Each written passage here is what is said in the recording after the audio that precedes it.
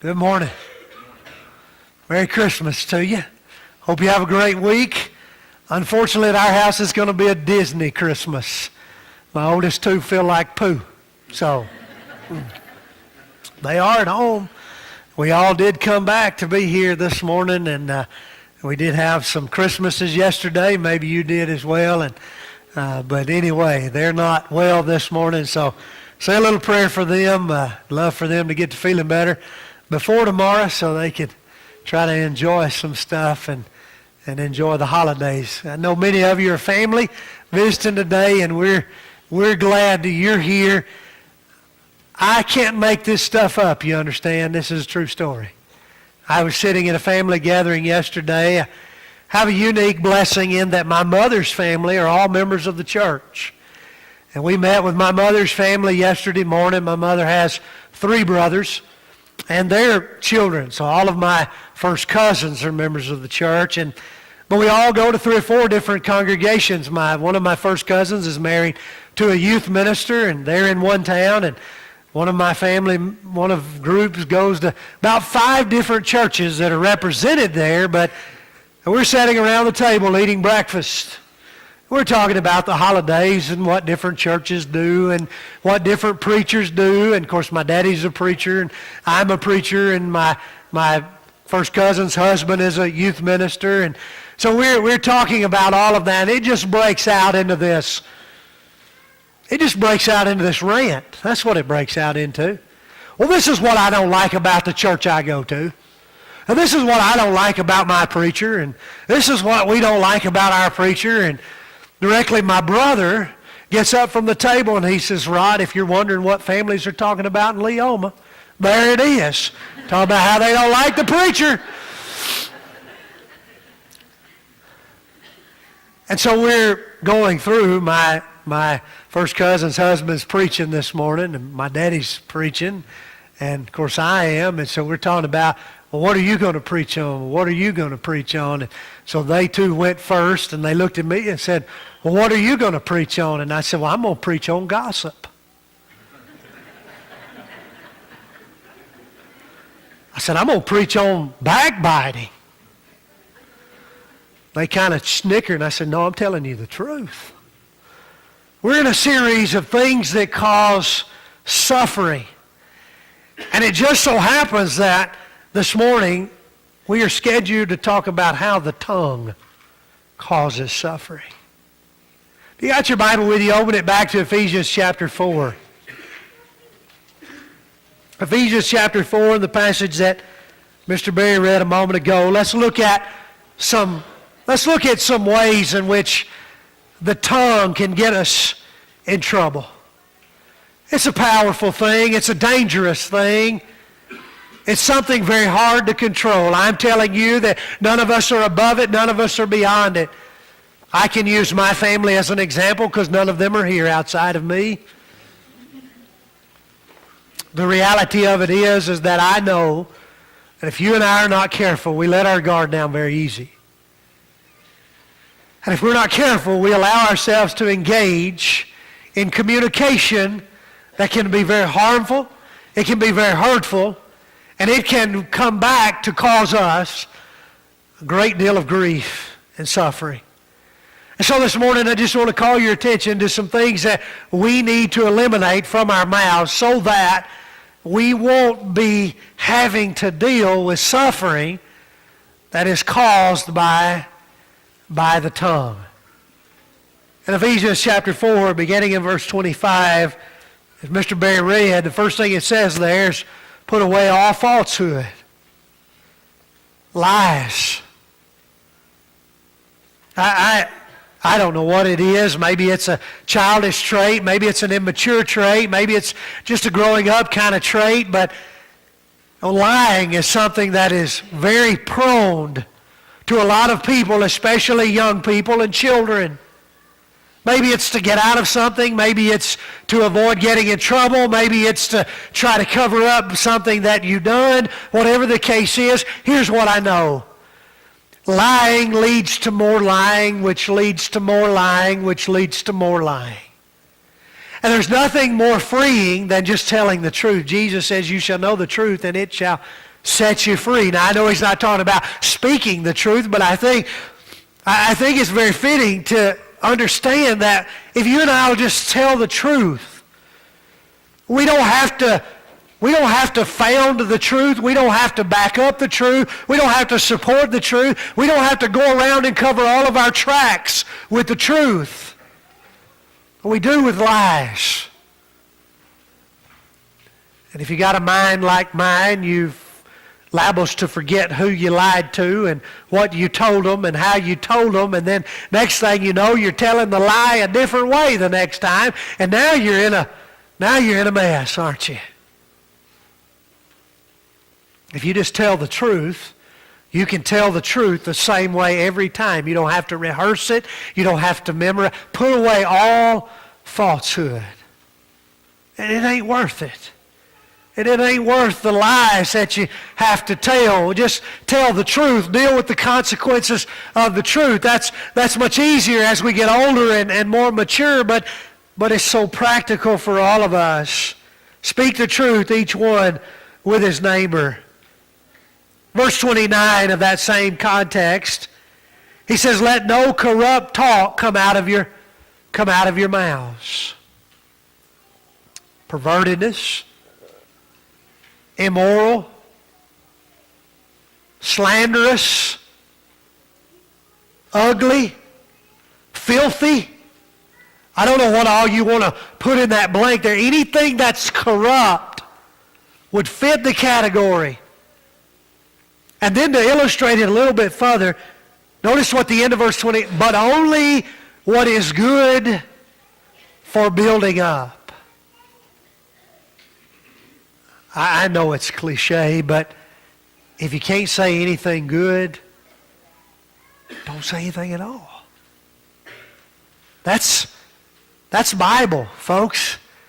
Ephesians 4 and verse 29. If you hadn't got anything, if it's corrupt, if it's going to tear down, if it's going to hurt, just keep it, just don't even say it. Only what is good for encouraging and building up and strengthening. Now, we're not saying go around and tell lies just because it'll make somebody feel better. No, we done covered that in verse 25. No, we got to speak the truth, and sometimes the truth hurts. I realize that. And sometimes people need to hear the truth. But then there's a lot of things that come out of our mouths. My wife coined a phrase a few weeks ago, and I don't know how many times I've thought about it and heard it. She called it dead talk. It's just a bunch of words. And sometimes they're not necessary. They have no value. And we just need to hush sometimes. Sometimes what we're saying is very corrupt. It's very ugly. It's very sinful. It may be perverted. It may be harmful. It may be damaging. I got to just be quite real with you. Just to my right yesterday at the table was my sister-in-law. My sister-in-law's been a Christian about 2 years. She grew up in she didn't grow up in the church. And directly she looks over at me and she says, a lot of drama in the church, isn't there? You don't know who you're influencing, right? You better be careful. Though all of us sitting around the table, with the exception of her, have been a part of the church all of our lives, yet there she sat as a young Christian, being influenced by the things that were being said around the table. Better be careful. Let no corrupt talk come out of your mouth. Go back to the book of Romans with me. Romans chapter 1. That's not the only problems with the tongue that we find.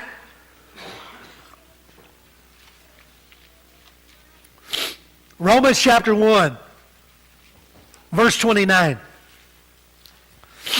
They are filled with all manner of unrighteousness. Now notice this: evil, covetous, malice. They're full of envy, strife, murder, deceit, maliciousness. Boy, that's just terrible, isn't it? Just stop right there. I mean, do you know people like that? I hope you ain't going to Christmas gathering with them anytime soon. I mean, there's some awful people right there. You understand? They're murderers. They're full of strife and evil and covetousness. And then notice the end of verse 29. They are gossips. Another very real danger of the tongue. Gossip. See, we don't want to be around people who are murderers. There's a place for them, and it's behind bars, and we like them there, and we feel good as long as they're there. And the moment they get out, we begin to get antsy. But included in the dangers and the evil and the heart problems that the Romans are dealing with is the idea of gossips. Included with those that are murderers. No, we're not gonna take out a weapon and actually kill someone, but we'll take out our tongue and ruin them. What's the difference? You see, to Romans chapter, there is no difference. It's one and the same. Verse 30 begins with the word slanderers. Just smear them all over the place and feel good about it. And be just as well off as if you'd killed them. See, we don't think about things like that, do we? Because it's so easy. No, we're not people that are so evil and contentious and strifeful that we just want to go around, hurting people and abusing people. And no, we're not like that. But yet it's so easy to get loose right here and just let it fly. And the damage is, in the eyes of God, essentially the same. We got to be careful. The tongue is very powerful. It's very dangerous. It's very hard to control. Gossip, slandering are other forms of how the tongue causes us to suffer. Let me take you to one more. Let's go back to the book of Proverbs. Proverbs chapter 11. Proverbs chapter 11. We could go to Proverbs chapter 19 and verse 9. Let me read that one to you while you're going to 11. Proverbs 19 and verse 9. We've already talked about this. He who breathes out lies will perish. But notice what also Proverbs 19:9 says. A false witness will not go unpunished. Again, a liar. We've talked about the dangers of lying. But look at Proverbs 11 and verse 13.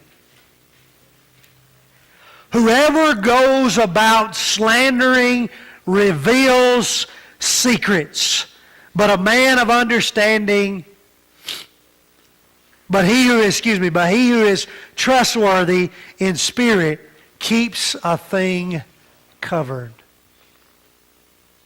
One more example of harm that can be done with the tongue that I think about is the breaking of confidence. We like secrets, don't we? I like your secrets. Because when I have your secrets, then I can hold them over your head. Now I've got you right where I want you.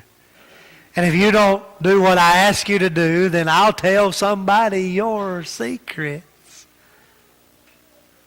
Or someone comes to you and they're really struggling with a problem and they feel like, you're their friend and you love them and you care about them and they just spew their heart out to you and then you run off and tell everybody else. You see, there's a lot of ways in which, we talk about the tongue and maybe one of the first things, and that's where I started, was lying. Because we think, man, yeah, that's right. The tongue will get you in trouble if you lie with it, and I don't tell lies, so I'm in good shape. And no, that's not the only way the tongue gets you in trouble. It's not the only way that the tongue can cause us suffering. People want to know that you're sincere and genuine, and they want to be able to share their lives with you, but I got to be a person that when you tell me something, you got to have confidence in me.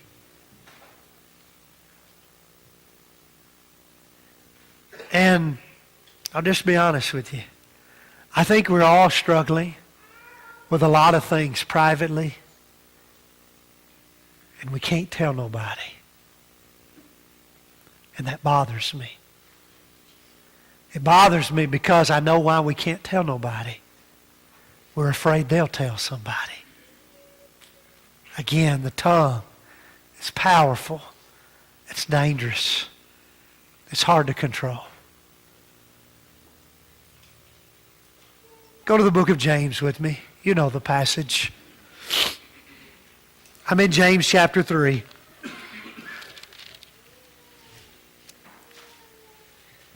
James has this to say about the tongue. In the first two verses of James chapter 3, he says, listen, not everybody needs to become a teacher, because you need to understand that by being a teacher, you're going to be accountable for more words, and you need to be ready to give an account and be responsible for that. He has something to say very important in verse 2. I'll come back to that as we close in a moment. Look at verse 3. If we put bits in the mouth of a horse, they will obey us. We can guide their whole bodies. How about ships? You take a large ship. You take the wind blowing on that ship. Yet, by a very small rudder, the pilot can carry that ship where he wants it to go. So the tongue is a small member, yet it boasts of great things. The tongue is very powerful. It is a very powerful tool. James gives us two illustrations. I'll be honest with you. I could have preached on the birth of Jesus today. It would have been a lot easier. I could have preached on the crucifixion of Jesus. As awful as that is, and as wheezy as that makes me feel, that's been a lot easier.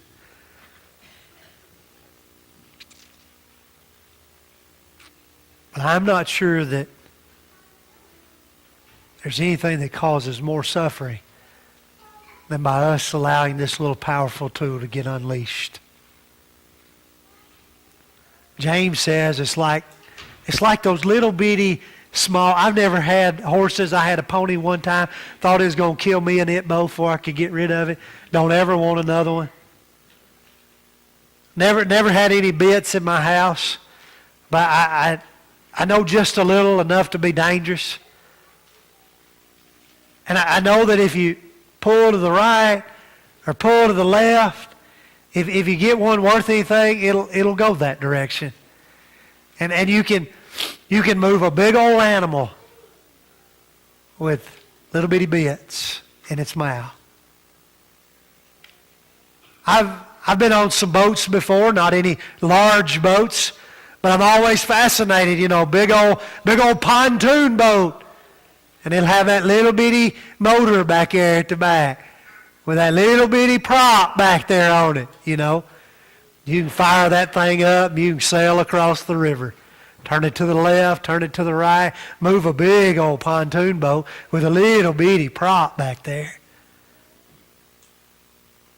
In the same way, with a little bitty member,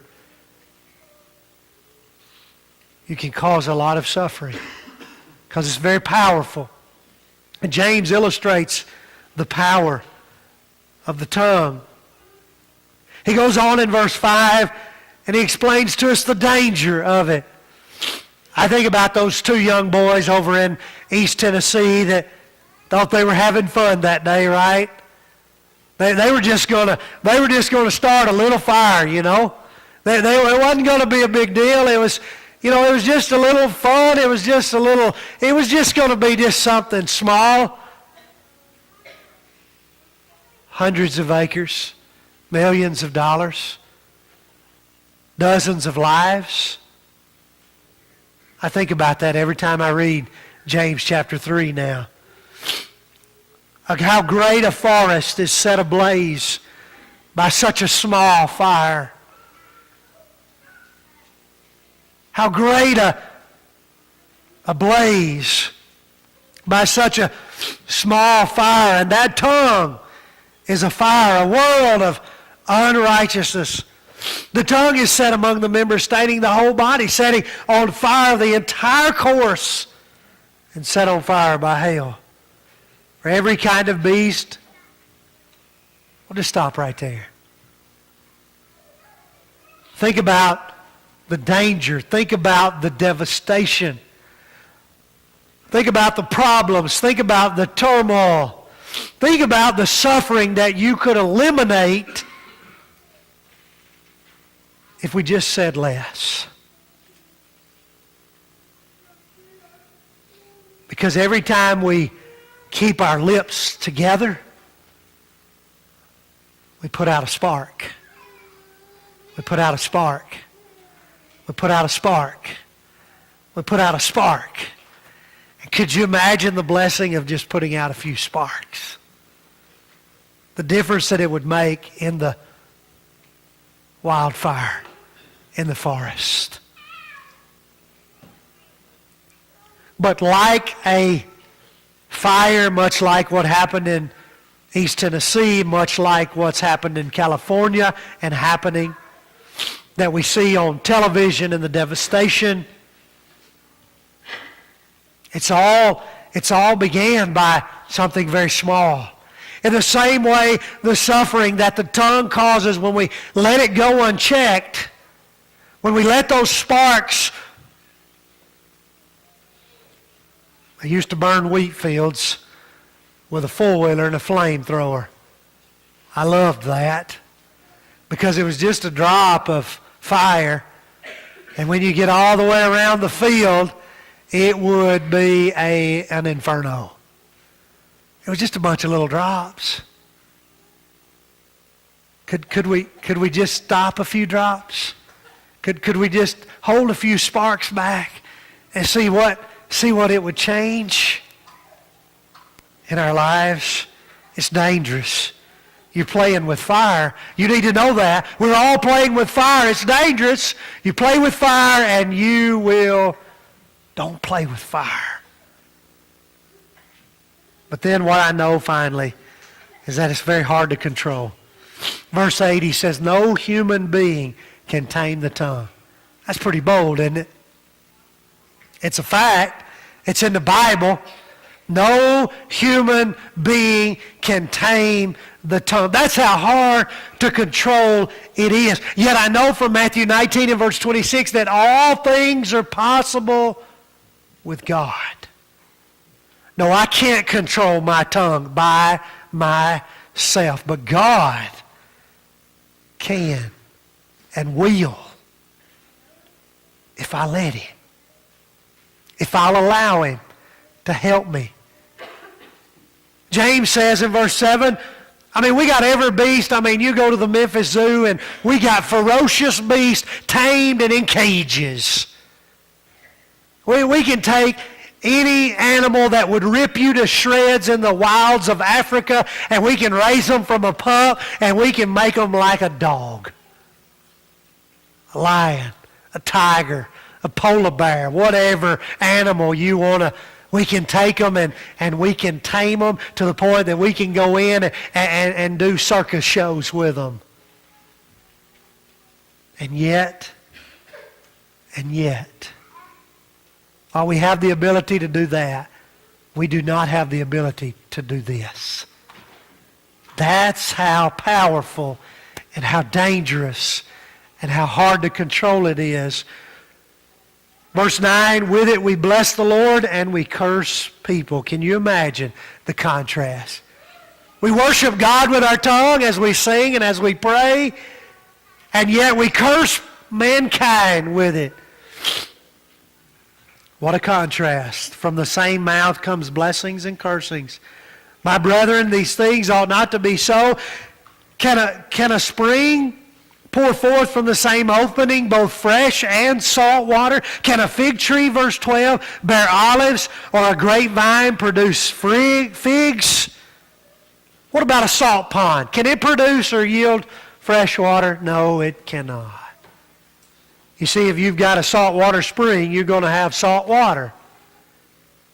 If you've got a freshwater spring, you're going to have fresh water. They're not going to change or mix or do something different. If you plant a grapevine, it's going to bear grapes, not figs.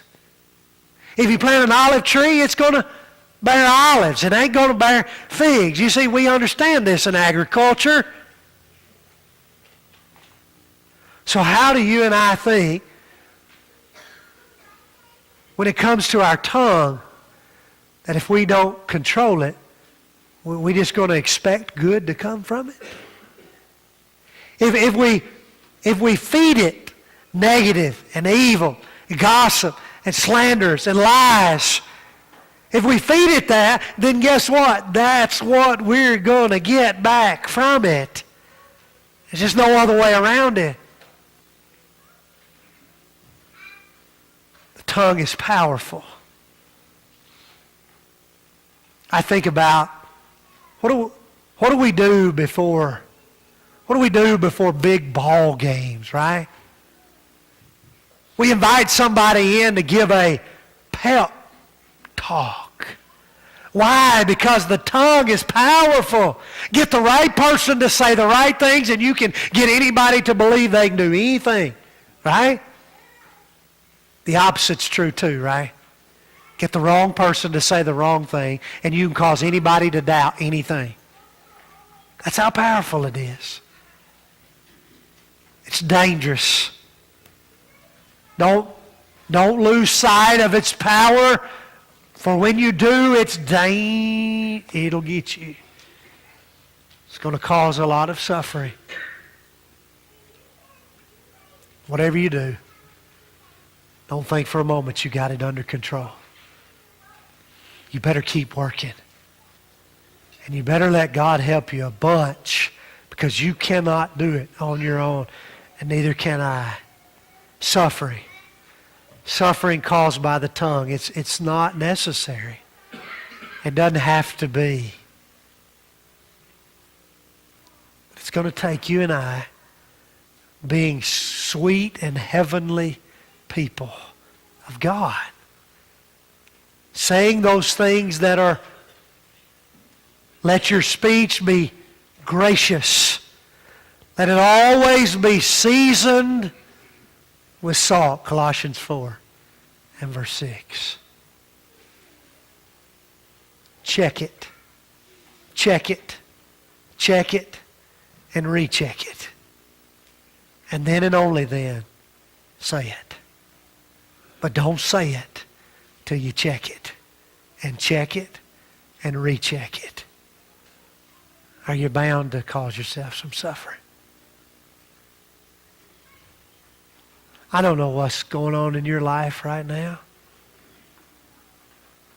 I'm telling you, God does. He cares. He wants you to be the person that you ought to be, in order that things can be well and that suffering can be minimal. Don't bring it on yourself. Let God help you. Let Him help you control that dangerous, powerful tool. Let Him help you eliminate some of the things in your life, how you've been using your tongue in a bad way. Let Him help you. Let Him strengthen you.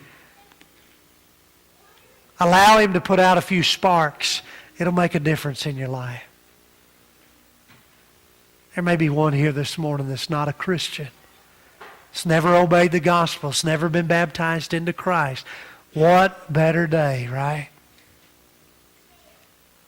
What a better opportunity than to come this morning, accepting the grace of God given through the blood of Jesus, to be baptized into Christ, to walk away as child, a new life.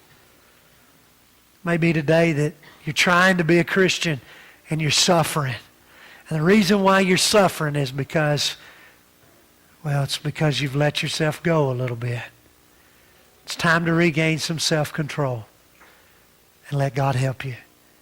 If you need to do that publicly, would you come right now as we stand and sing?